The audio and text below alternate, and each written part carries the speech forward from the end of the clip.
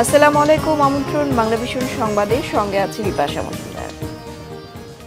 চিকিৎসকদের সর্বসাধ্য চেষ্টায়ও বাঁচানো গেল না ইনকিলাব মঞ্চের মুখপাত্র শরীফ ওসমান হাদীকে। গোটা দেশকে কাঁদিয়ে সিঙ্গাপুরে চিকিৎসাধীন অবস্থায় তিনি ইন্তেকাল করেছেন।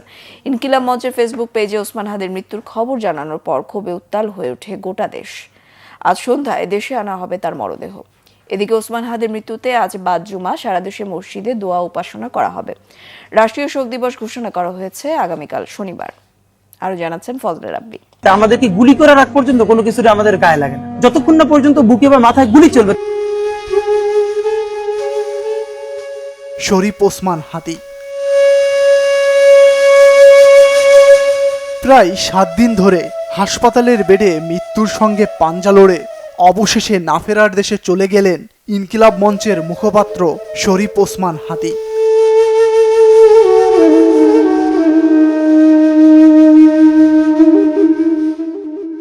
বৃহস্পতিবার রাত 9:40 দিকে ওসমান হাদীর ভেরিফাইড ফেসবুক পেজে এই তথ্য জানানো হয়েছে। তাতে লেখা হয়, ভারতীয় আধিপত্যবাদের মোকাবেলায় মহান বিপ্লবী ওসমান হাদীকে আল্লাহ শহীদ হিসেবে কবুল করেছেন।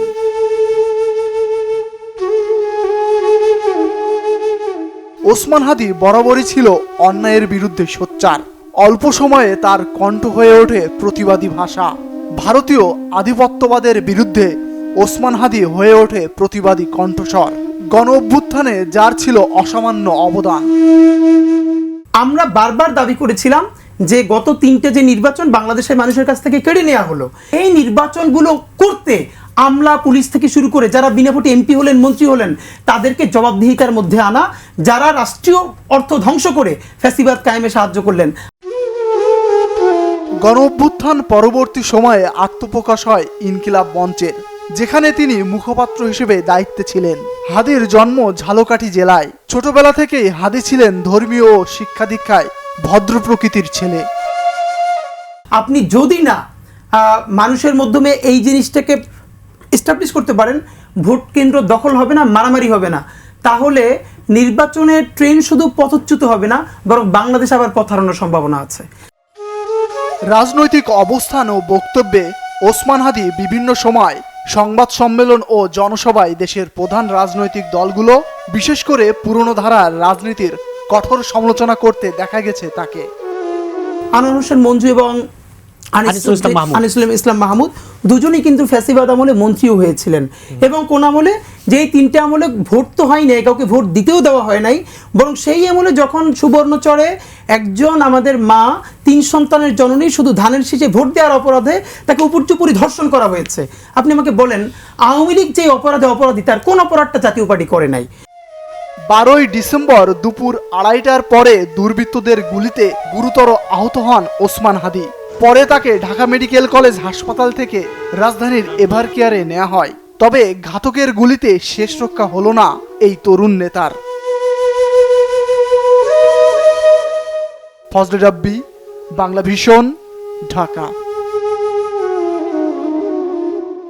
ইনকিলাব মঞ্চের মুখপাত্র শরীফ ওসমান হাদীর মৃত্যুতে রাতভর বিক্ষোভ হয়েছে ঢাকা সহ দেশের বিভিন্ন জায়গায়। হাদীর মৃত্যুর খবর প্রচারের পর রাত 10টা থেকে ঢাকা বিশ্ববিদ্যালয়ের শাহবাগ মোড় সহ ঢাকার বিভিন্ন জায়গায় জড়ো হতে থাকে বিক্ষোভকারীরা। শাহবাগে ছাত্র সাধারণ জনতা সড়ক আটকে বিক্ষোভ নামে। এ সময় তারা স্বরাষ্ট্র উপদেষ্টার পদত্যাগ, ফ্যাসিস্ট আওয়ামী লীগ নেতাকর্মীদের গ্রেফতার, ভারতের আধিপত্যবাদের প্রতিবাদে স্লোগান দিতে থাকে। দাবি করে হাদীর খুনে জড়িতদের গ্রেফতার ও দ্রুত বিচারের। শাহবাগে অবস্থান কর্মসূচির পাশাপাশি কারওয়ান বাজারে দৈনিক প্রথম আলো, ডেইলি স্টার কার্যালয়ে অগ্নিসংযোগ ও ভাঙচুর করে একদল বিক্ষোভকারী।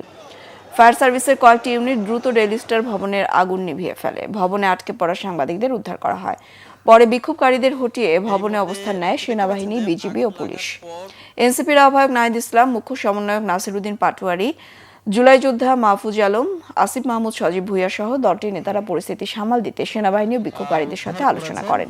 এদিকে ধানমন্ডি 32 নম্বরেও ভাঙচুর চালায় বিক্ষোভকারীরা। ভাঙচুর, লুটপাট হয় ছায়ানটেও।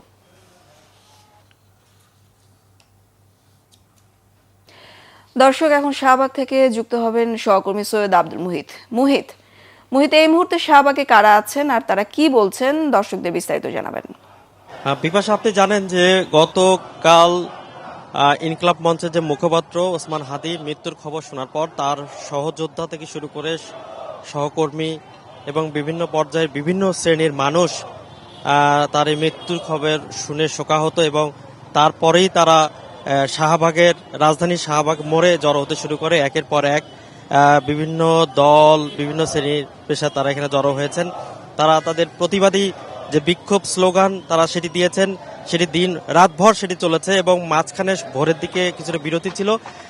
সেই বিরতির পর আবার আজকে দিনের আলো ফোটার সাথে সাথে নতুন করে আবারও বিক্ষোভ কর্মসূচি শুরু হয়েছে। সেটি সংখ্যায় কম থাকলেও এখন কিছুটা সেটি বেড়েছে। আপনি জানেন যে আজকে ঢাকা বিশ্ববিদ্যালয়ের একটি ইউনিটের পরীক্ষা, সে কারণে কিছুটা শিথিল রয়েছে এই ঢাকা বিশ্ববিদ্যালয়ের সামনে অর্থাৎ শাহবাগ মোড়ে। এখনো কিছু সহযোদ্ধা অর্থাৎ জুলাই যোদ্ধা তারা প্রতিবাদী বিক্ষোভ যেটি তারা দেখাচ্ছেন, তারা বিভিন্ন স্লোগান দিচ্ছেন যে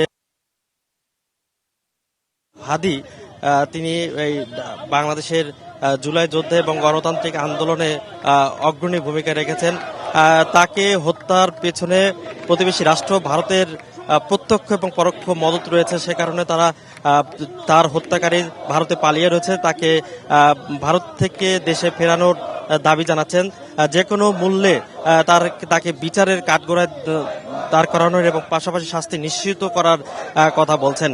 তারা বলছেন যে সরকার এখন অন্তর্বর্তী সরকার নয়, তাদের সরকার হতে হবে বিপ্লবী সরকার। এরই মধ্যে আপনি জানেন যে আজকে কিছুক্ষণের মধ্যেই এনসিপি নেতারা কিছুক্ষণের মধ্যেই এনসিপি নেতারা কিছুক্ষণের মধ্যে শাহবাগ মোড়ে তাদের অবস্থান কর্মসূচি শুরু করবে। এরই মধ্যেই প্যান্ডেল যে সেটির কাজ শুরু হয়েছে।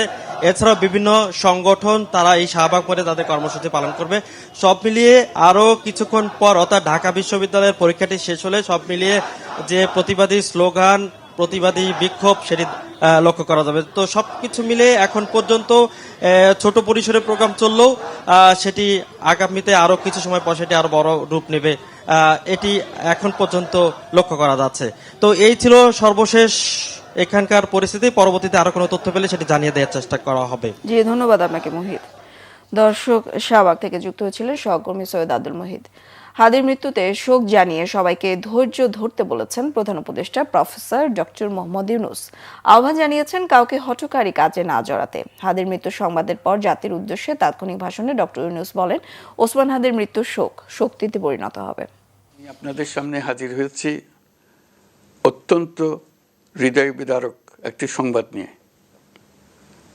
সিঙ্গাপুরে চিকিৎসাধীন জুলাই গণঅভ্যুত্থানের সম্মুখভাগের অকুতভয় যোদ্ধা ও ইনকলাব মঞ্চের মুখপাত্র শরীফ ওসমান হাদি আর আমাদের মাঝে নেই। ইন্না লিল্লাহি ওয়া ইন্না ইলাইহি রাজিউন। শরীফ ওসমান হাদির এই অকাল মৃত্যুতে আমি গভীর শোক ও দুঃখ প্রকাশ করছি। তার প্রয়াণ দেশের রাজনৈতিক ও গণতান্ত্রিক পরিসরে এক অপূরণীয় ক্ষতি। শহীদ ওসমান হাদির স্ত্রী ও একমাত্র সন্তানের দায়িত্ব সরকার গ্রহণ করবে। শহীদ শরীফ ওসমান হাদির অকাল মৃত্যুতে আগামী শনিবার একদিনের রাষ্ট্রীয় শোক ঘোষণা করছি। এই নৃশংস হত্যাকাণ্ডের সঙ্গে জড়িত সকল অপরাধীকে দ্রুত আইনের আওতায় আনা হবে এবং তাদের বিরুদ্ধে সর্বোচ্চ শাস্তি নিশ্চিত করা হবে। ওসমান হাদি ছিলেন প্রতিবাদের অনন্য প্রতীক। আমি দেশের সকল নাগরিকের প্রতি আন্তরিক আহ্বান জানাচ্ছি, আপনারা ধৈর্য ও সংযম বজায় রাখুন। আইন শৃঙ্খলা রক্ষাকারী বাহিনী ও সংশ্লিষ্ট সংস্থাগুলোকে পেশাদারিত্বের সঙ্গে তদন্ত কার্যক্রম পরিচালনা করে সুযোগ দিন। রাষ্ট্র আইনের শাসন প্রতিষ্ঠায় সম্পূর্ণরূপে প্রতিশ্রুতিবদ্ধ। আমরা এখন গণতান্ত্রিক উত্তরণের চূড়ান্ত পর্যায়ে উপনীত হয়েছি। শহীদ হাদি ছিলেন এই প্রক্রিয়ার অবিচ্ছেদ্য অংশ। তার স্বপ্ন বাস্তবায়নের দায় আজ সমগ্র জাতির কাঁধে ন্যস্ত। আগামী দিনগুলোতে আমাদের সবাইকে ধৈর্য, সংযম, সাহস ও দূরদর্শিতার সঙ্গে এগিয়ে যেতে হবে, যাতে নির্বাচন ও গণতন্ত্রের শত্রু ফ্যাসিস্ট সন্ত্রাসী অপশক্তিকে চূড়ান্তভাবে পরাজিত করা যায়। এই শোকের মুহূর্তে আসুন আমরা শহীদ শরীফ ওসমান হাদির আদর্শ ও ত্যাগকে শক্তিতে পরিণত করি, ধৈর্য ধারণ করি, অপপ্রচার ও গুজবে কান না দিই এবং যে কোনো হঠকারী সিদ্ধান্ত থেকে বিরত থাকে। যারা দেশকে অস্থিতিশীল করতে চান তাদের ফাঁদে পা না দিয়ে আসুন আমরা সবাই ঐক্যবদ্ধভাবে গণতন্ত্র, ন্যায় বিচার ও গণমানুষের অধিকার প্রতিষ্ঠার পথে অবিচল পদক্ষেপে এগিয়ে যাই। এটাই হবে শহীদ হাদির প্রতি আমাদের প্রকৃত শ্রদ্ধা। এই ছিল এখনকার মতো। পরের সংবাদ সকাল 10টায়।